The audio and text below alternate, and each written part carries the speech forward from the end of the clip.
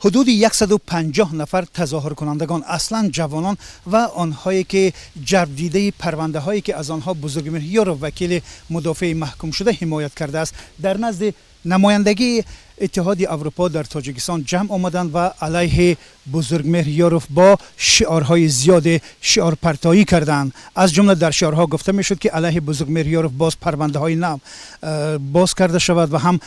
در شعارهای دیگر که ما میدیدیم نوشته شده است که بزرگمهر یاروف خائن وطن است و به همین مضمون یعنی ضد بزرگمهر یاروف وکیل مدافع محکوم شده شعارها داده شد. در میان تظاهر کنندگان افرادی جمع آمده بودند که آنها طور خودشان میگفتند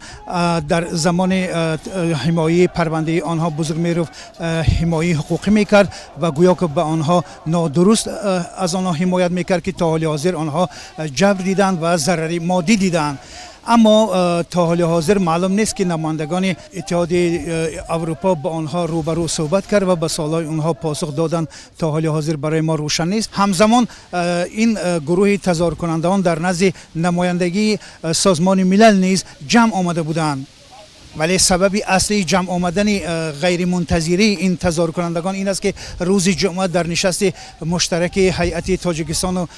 اتحاد اروپا جانب اتحاد اروپا مسئله آزادی بزرگمهر یاروف را از محبس تاجیکستان تاکید کرده بودند و قبلا از این نمایندگی سازمان ملل نیز در یک گزارش خود مسئله آزادی بزرگمهر یاروف را از محبس در میان گذاشته بودند. این را هم باید گفت که چنین یعنی که به این شیوه تظاهرها و همایش ها در نزد نمایندگی اتحاد اروپا کورپوس های دیپلماتی بار اول نیست. قبلا بر ضد حزب نهضت اسلامی تاجیکستان در نزد دفتر سازمان ملل متحد، در نزد سفارتخانه آلمان، در نزد سفارتخانه جمهوری اسلامی ایران در دوشنبه نیز به همین مانند تظاهرها تشکیل داده شده بود.